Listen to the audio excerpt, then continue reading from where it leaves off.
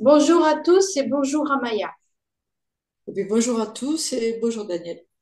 Alors aujourd'hui, comme on peut le voir dans la barre de description et l'intitulé, on va parler de ragot et de médisance, mais surtout l'impact que ça peut avoir sur notre être, nos champs énergétiques, nos champs émotionnels, et aussi pour l'ensemble du monde, parce que toute l'année Grégor, tout s'installe progressivement et on va voir ensemble un petit peu comment ça se positionne et comment toi, tu l'as observé. Alors déjà, moi, ce que je peux observer, c'est que c'est quelque chose qui est vraiment très, très courant, que nous faisons tous, malheureusement. Si nous ne faisons pas attention, en tout cas, c'est de parler les uns sur les autres. Voilà.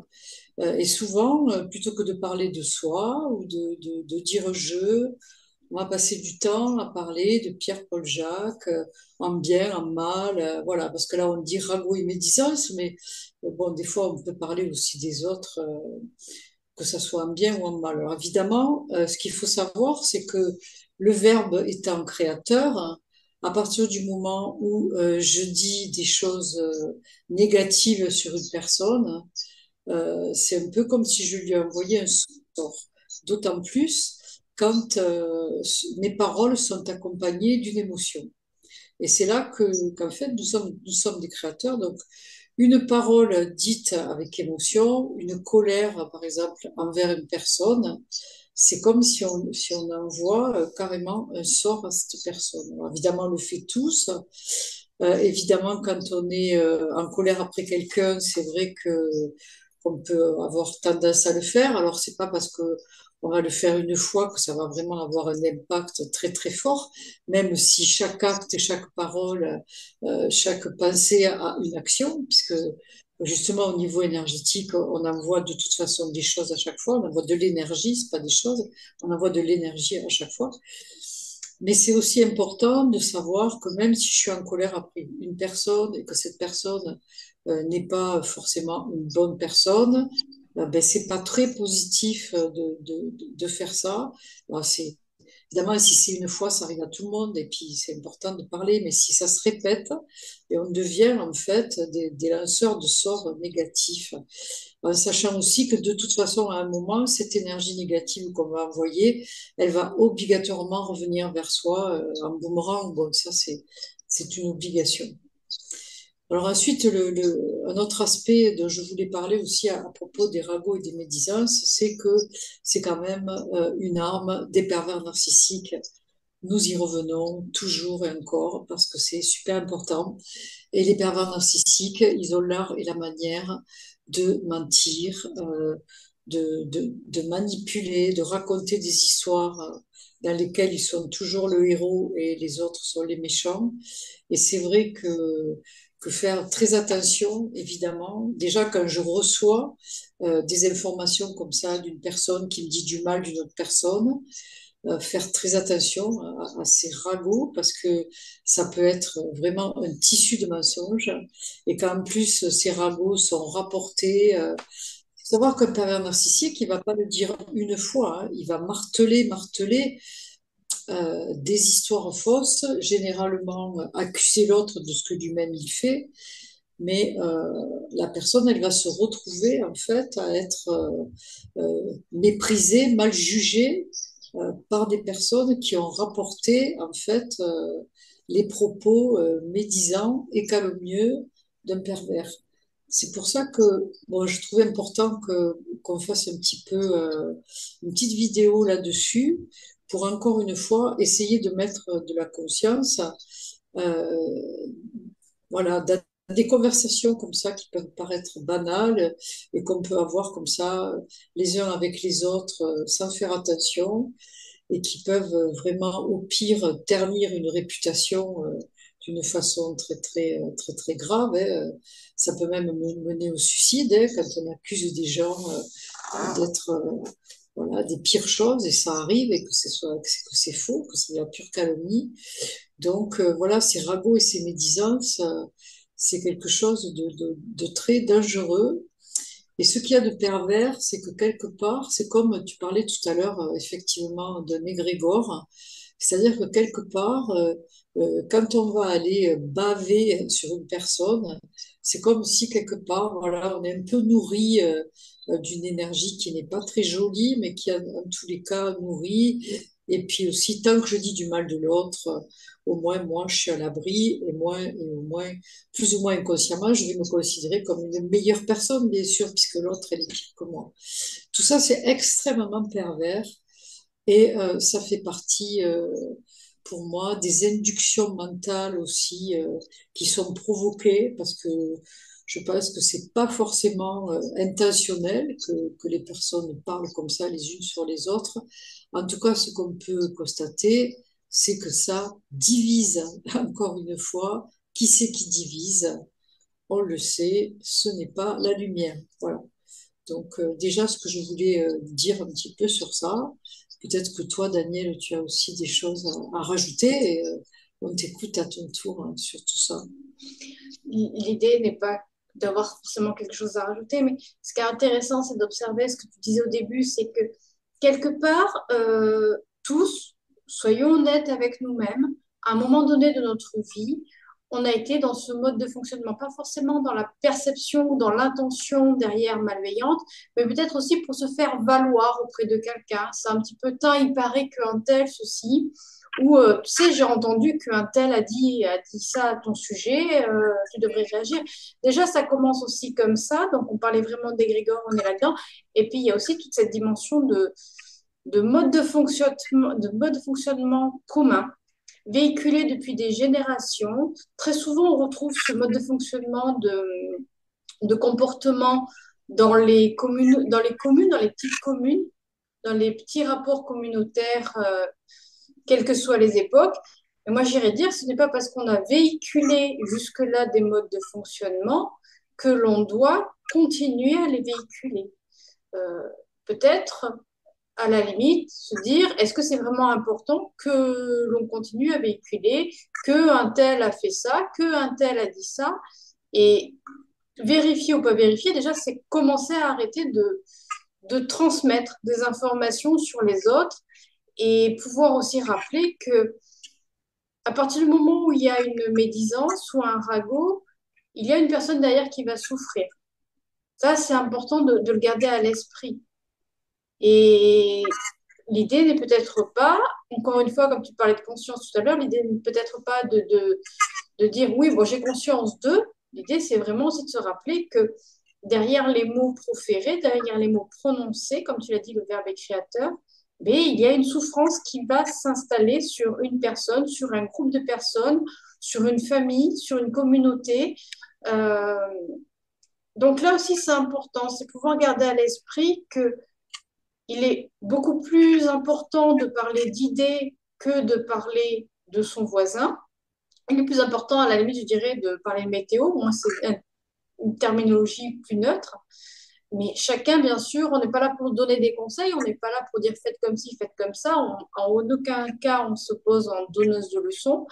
C'est vraiment cette observation que l'on a fait en commun de toutes ces flèches empoisonnées que peuvent créer euh, ces propensions à tous, à tout un chacun, à diffuser des fausses informations, mais aussi de la négativité sur l'autre.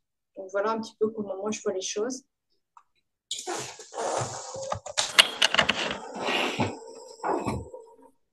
Je pense que je vais t'entendre beaucoup mieux. Pardon. Vas-y, je t'écoute. En tout cas, ah oui, ça va beaucoup mieux. Je n'avais pas branché le bon bouton. Alors, Voilà. ah oui, ça va beaucoup mieux. Excusez-moi. Voilà. Enfin, ce que je trouve qui est très, très à retenir, principalement de ce que tu viens de dire, c'est qu'effectivement, ce genre de comportement génère de la souffrance. Et ça, voilà, est-ce que chacun d'entre nous, nous avons envie de générer de la souffrance? Je crois pas. Donc, c'est aussi en mettant, encore une fois, de la conscience là-dessus, qu'on va pouvoir se rendre compte que, en faisant un petit peu n'importe quoi comme ça, ben, effectivement, ça peut faire beaucoup, beaucoup, beaucoup de mal, quoi, c'est sûr. Dans toutes les Voilà une petite parenthèses. parenthèse sur le fait de vivre en conscience et d'être conscient aussi de mon impact sur l'autre. Parce que ce que je crois, c'est qu'on a l'impression que tout ce qu'on dit, tout ce qu'on fait, ça n'a pas d'importance. Alors qu'en fait, ça en a énormément.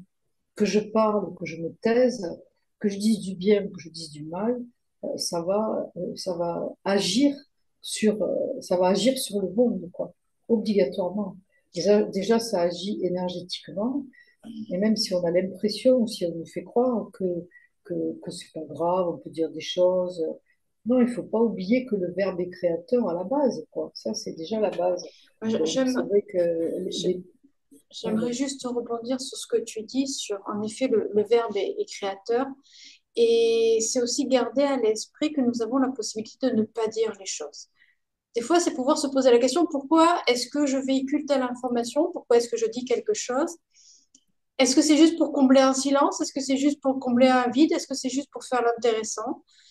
Chacun, encore une fois, on n'est pas là pour dire faites ci, faites ça, on est mieux, vous êtes pire. Non, c'est pas ça l'idée.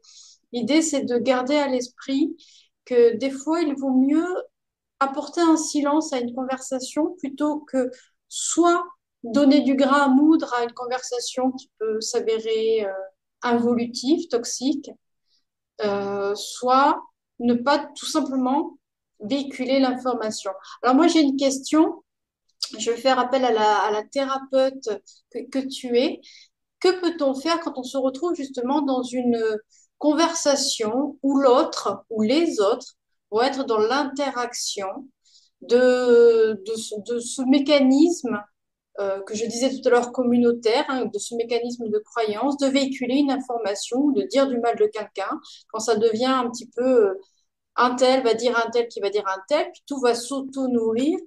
Que faire quand on se retrouve au milieu de ce genre de choses?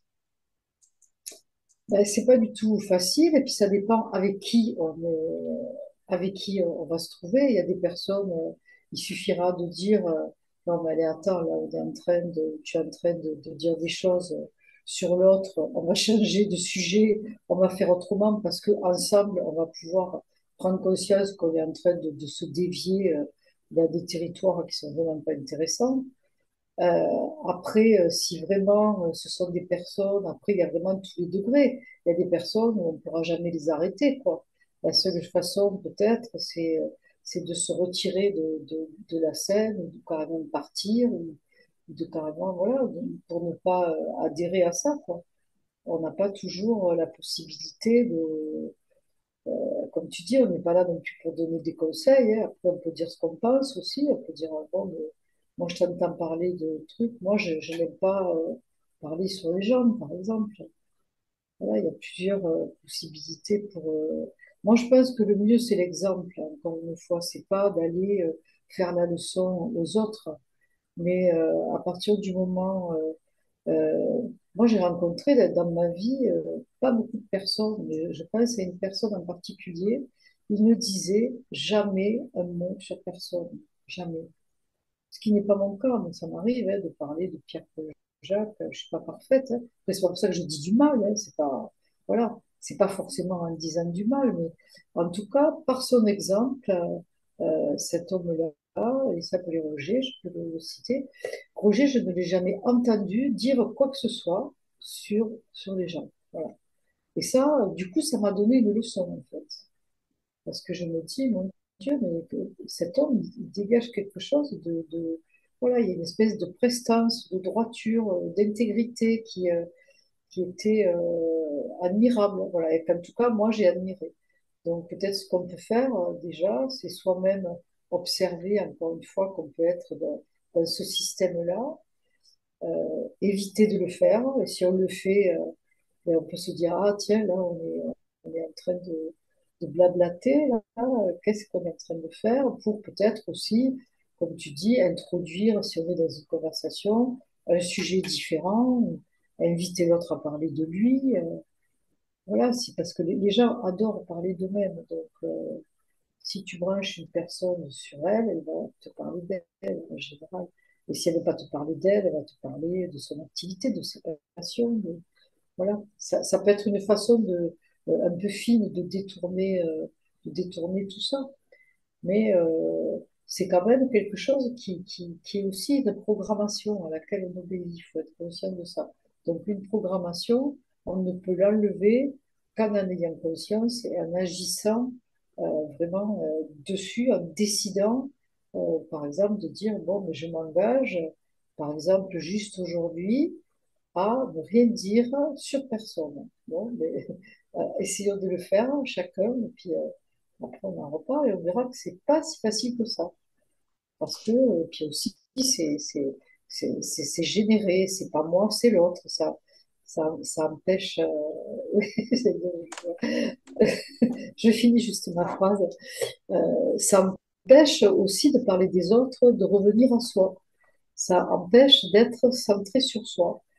Et en fait, quand je suis pas centrée sur moi, ben, je m'éloigne de qui je suis aussi. Ça, c'est encore, ça fait partie de la grande manipulation, de la perversité du monde qui va toujours nous éloigner de nous-mêmes. Et quand je parle de l'autre, je suis pas alignée avec moi-même. Le plus important, c'est moi-même, me centrer et être conscient de l'interaction que je peux avoir avec les autres et avec le monde en général, c'est-à-dire avec tout le vivant. Pour toi.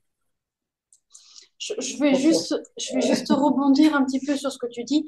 En effet, il est nécessaire et indispensable d'essayer le plus possible d'être aligné régulièrement, au quotidien, à l'instant, à chaque seconde. C'est aussi important d'observer que dans ces échanges où les conversations ne sont pas forcément évolutives, mais vont être sur un sujet en parlant de quelqu'un d'autre, de quelqu'un d'extérieur, c'est pouvoir prendre conscience que des fois, on n'est pas aligné dans ces relations-là. Hein. Et quelque part, c'est aussi, même si ça peut paraître difficile, c'est aussi mettre terme à des relations toxiques aussi, parce que quand un groupe de personnes finalement va toujours tourner en boucle sur des propos négatifs ou involutifs, c'est pouvoir dire non, là, ça c'est pas mon énergie, ça, c'est pas moi, je n'ai pas envie de valider ça, donc je m'en éloigne, donc je m'en extrais. Et ça, c'est important aussi de pouvoir être suffisamment honnête avec soi pour pouvoir dire non, là, ça, non, je ne suis pas d'accord. Ce n'est pas mettre en place ces valeurs que de valider quelque chose qui n'est pas en cohérence avec qui l'on a envie d'être. Ça peut être aussi pervers, il faut faire attention. Hein. En fait, pour moi, il y a tous les degrés. Il y a aussi, je pense, une majorité de personnes qui agissent de cette façon, tout à fait de façon inconsciente, en obéissant à des programmes, en ne se rendant pas compte, en ne pensant pas faire mal. Bon, il y a ça, c'est sûr. Après, il y a des personnes qui intentionnellement vont aller détruire la réputation de quelqu'un parce que voilà, c'est comme ça. Après, moi, je serais peut-être un peu plus nuancée que toi. Après, chacun fait comme il veut de la situation.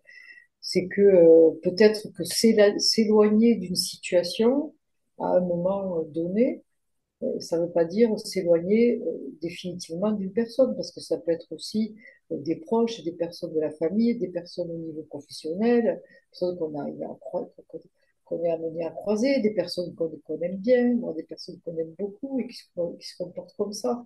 Donc je pense que, et puis nous, on n'est pas à l'abri de se comporter comme ça. Moi, je ne veux jamais me placer comme oui, moi, regardez, je suis parfaite, faites comme moi. Enfin, c'est pas ce qu'on est en train de dire en tout cas. Hein.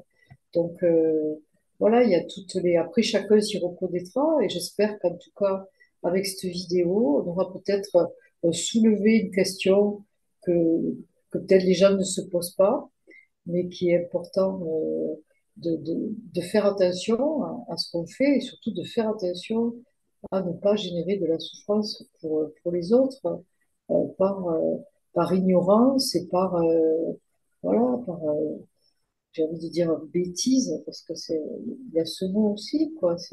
On fait attention à rien, on dit n'importe quoi. Il faut savoir quand même qu'à la base, la parole était sacrée, quoi.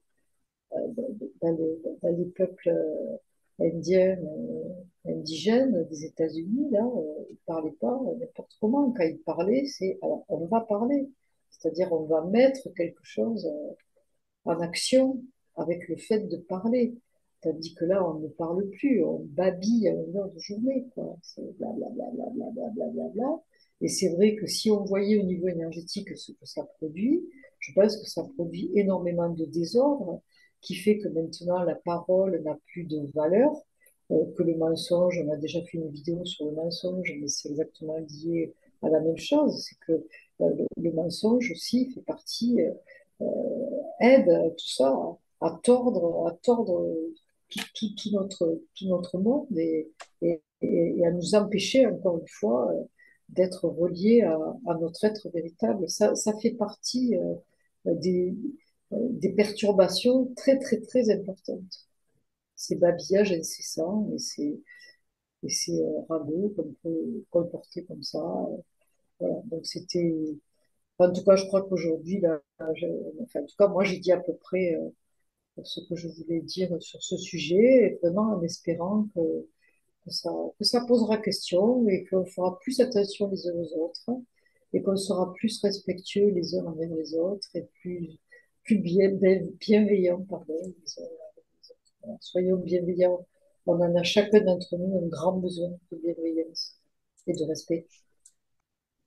Voilà. Voilà. En tout cas, merci infiniment à Maya. Merci à tous de nous avoir suivis jusqu'à la fin de cette courte vidéo. Des fois, c'est pas plus mal aussi. N'oubliez pas de partager, de liker la vidéo et de la commenter si vous le souhaitez, si vous souhaitez donner votre opinion, peut-être des vécus par rapport à des situations d'échanges comme ça. N'hésitez pas. Merci infiniment. Merci Daniel, et puis au revoir à tous, et puis à bientôt pour une nouvelle vidéo. Au revoir.